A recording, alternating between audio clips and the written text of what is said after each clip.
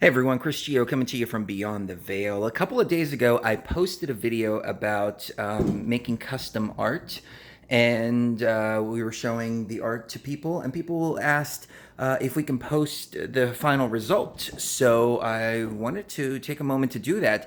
The original reason why I wanted to post, well, first it was a Facebook comment or post, and then it kind of transformed into this video, is because I want to get your opinion as to what kind of speaker system we should get for the living room. It may be like a speaker bar or something that sounds really good, but it's not for the TV because we don't really watch TV very much. It's for music. So when we're doing ayahuasca or some kind of psychedelic here in this sacred space that we've created, we can have some music playing and something that's a good sounding quality. So if you can please make your recommendations in the comment sections, I would greatly appreciate it. So the first thing is we have wild kitties all over the place, and they're running wild, which is what they do all day long. Sekhmet and Bastet, of course. But we have the two onks that I was showing people, and I didn't really know what to do with the two onks, so I went ahead and created kind of an energetic barrier here. If the onks have the dung beetle on it, which represents Isis, and just a beautiful motif, but there's two, kind of creating an energetic barrier, and the two are also kind of color matched with the winged sun disc. Now I do want to say this too. We are renting here, and so we're moving in January to March, sometime in those months. I didn't want to go through the whole trouble of painting the walls and then having to paint them back. So that's the only thing that's missing, is painting the walls, which we'll do at the next place that we're at, because we'll probably stay there a lot longer than we were here. But I think, considering we really have brought out the color. You can see the kitchen has some really nice cabinets anyways, but the colors all match together. And we still have some more work to do on the outside there, but we got these really cool rugs, which really adds a lot of color. And these smaller ones were only like 20 bucks. They're that's the brand right there. Safa Hive, Safa Hive. But we got these rounds here too, and I mean, hell, they were only 20 bucks, so we put one in the kitchen too. And it's probably going to get all dirty and jacked up and everything, but for 20 bucks, you can just throw them away. But it really brings out the room and kind of matches everything with the color scheme. And it was funny because once we put that winged sun disc up, that kind of set the stage for the color scheme that we were going to use. And the winged sun disc is important in my opinion because it creates an energetic barrier. We talked about how it creates the sacred spaces in Egypt, and it was used to keep negative energies, grays, out of the sphere. So we have one over the front door, one over the back door. And we found these really cool tablecloths on Amazon as well. So black tablecloth underneath with this really cool tablecloth that kind of matches the color scheme. So this piece right here, and you can see from the perspective of the table, this is where we feed the kitties. And you can see we have their little bowls right there. We have a little kitty decal, which was like $5. I thought it was kind of cute, so I put it there. And I covered up the wire with this thing for two reasons. Number one, because it protects the kitties so they can't munch on wires. But number two, it also hides the wires too. Because I wanted to move this over to the corner because that used to be there, so it can cover it up so the kitties can't get to it and chew the wires up. But this piece right here is probably my favorite. It's a worshiper of Sekhmet and Bastet leaving an offering. And you can see you have Sekhmet here in the background. What I really like about this piece is it looks like there's some depth, like there's a whole nother city going out there. So it really creates depth. And somebody commented and said, hey, that's Cherie feeding the kitties and leaving an offering for Bastet here, which is really cool. So I thought that was appropriate to go over where we feed the kitties. And then that metal tree thing, we just got like on a whim at some store that we were at, and I was going to throw it away. But then I put it up above, and it kind of ties everything together, which I thought was pretty cool, especially with the perspective of the table. And then, looking down, you've got the rug. So I know you can't really see it on camera, but it just really all just kind of just all starts to just tie everything in together. It's really cool. So over here, we have our Isis that we have had for years. And again, beautiful color scheme on her. And we have our sacred eagle feathers. And you know what's funny is we had these hung up on the other side of the wall where Toth is right now. And you can see the couch. But the cats never, ever, ever messed with them. I mean, they've got cat toys that are feathers, but they never mess with those. It's almost as if they can feel those are sacred. Have my eagle feather here for my eagle feather cleansings. We have Cherie's eagle feather, which I'm not sure which one it is. And then we have a third eagle feather to give to somebody very special. So, as you can see, the Isis kind of creates that, again, radiating the energy. So now we have the two Ankhs creating an energetic barrier. One Ankh there, one Ankh there. The sun disk creating an energetic barrier coming out this way. Then we have the Isis creating an energetic barrier coming out this way. And this column looks kind of empty. We got to figure out something to put on this column. I was thinking another Isis, but that might be too many Isis statues. So, yeah. And then here we have the kitty scratching post. Because if we don't have a scratching post for them, they will scratch the couch up, which they started to do. But once we put this here, they're pretty good. Sometimes they'll try to sneak and scratch the couch, and I'll just look and go, past it. And she'll look, oh my God, I'm not supposed to be scratching this on my, and she'll run over to the scratching post. So this is the entranceway. And again, the front door has a wing sun disc. I put an orange light up there because I couldn't stand this white here.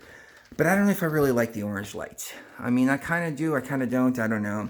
But you have Hathor, and of course, another rug, which just kind of like ties everything all in. So, as soon as you walk in, you walk under the wing sun disc, and Hathor is right here. But I think I'm actually going to replace this with Ma'at, and something that has Ma'at, and then the 42 principles of Ma'at right there. So, that will be really cool. And there's a Sekhmet kitty there watching. And of course, we have cat toys underneath the coffee table. So these are the centerpieces here. Oh, hold on. Let me take a couple steps back. Because as soon as you walk in, you have Toth and Seshat greeting you right there around the red curtain. And then, I don't know, I'd like to put a sun disk up there because that would look really cool and tie everything in together, but I think that's too many sun disks in the room. I want to move that sun disk over there, but I'd rather the sun disk have a function rather than a decorative purpose. And the function, of course, is to keep the grays away, so and shield that door from any negative energies coming in. So yeah, I might figure out something else to put up there, but of course, Toth. Seshat. The Seshat one came out so awesome. Like, it really looks 3D. Like, putting it on the wall, it looks like it's an actual stone carving. I mean, if I was to bring it up like this, I mean, that looks like actual stone right there. It's pretty freaking amazing how well these prints came out. So, of course, we have our centerpieces here, which, let me step back a little bit so we can get a little bit of a whole perspective here.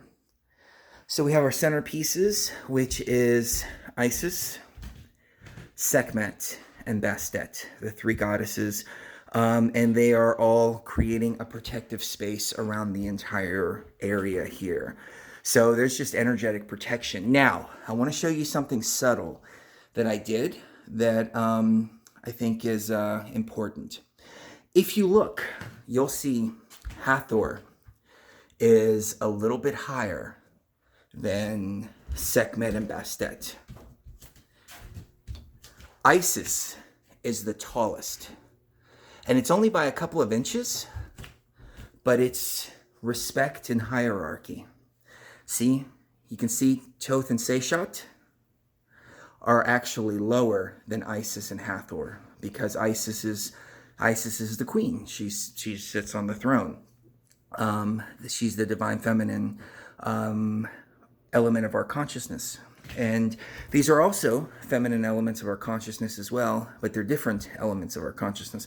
That's more of the warrior feminine element, and that is more of the protector and healing feminine element, and that's more of the mother feminine element.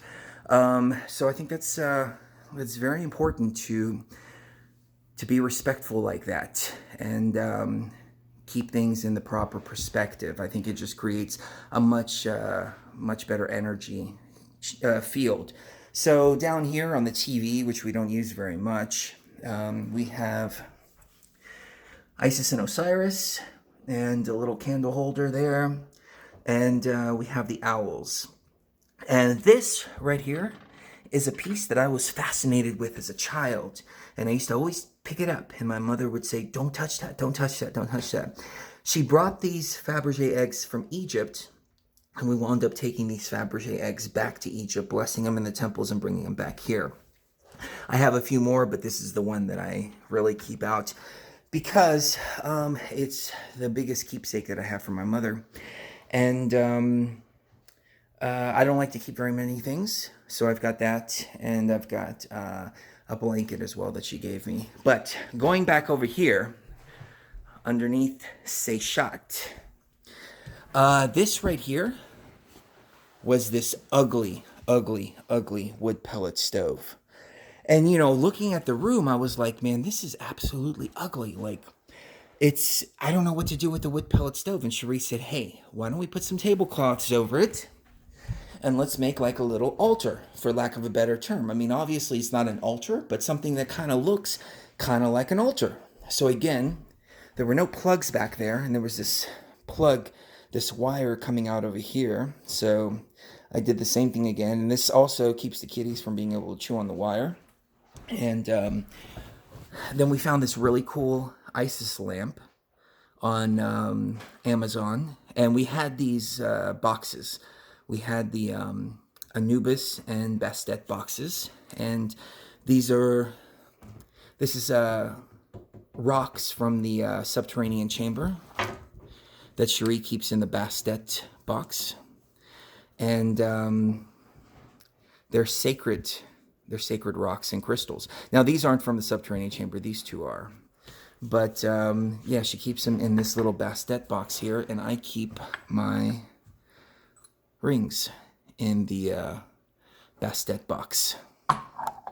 I mean, in the Anubis box. And these are like little tombs with Anubis on them, but they're good for protection. So we're keeping everything kind of protected here. So I think it's turned out really well, you know, with the throw pillows there, kind of brings everything out. Red candle on the coffee table. Red light. Again, I don't know if I like that red light or not, but everything just kind of ties together. So the only thing that's left, except for paint, again, I'm going to be tripping about this paint until we move out and actually get somewhere where we paint.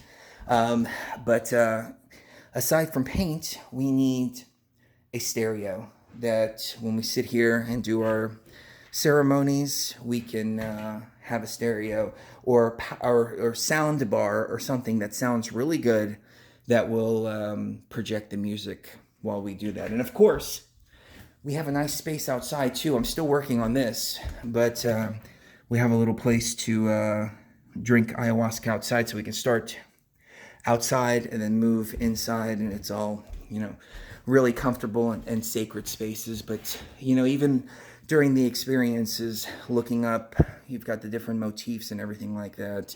You have the energy that all this is creating, and it's great. I'm amazed at how this room has transformed.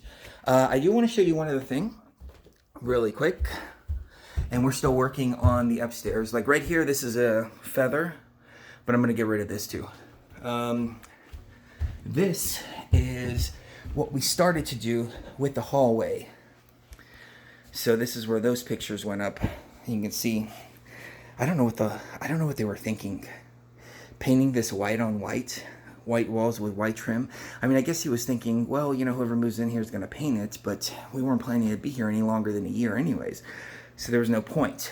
But Here we have the Holy of Holies within the Temple of Isis. There's the stone right there.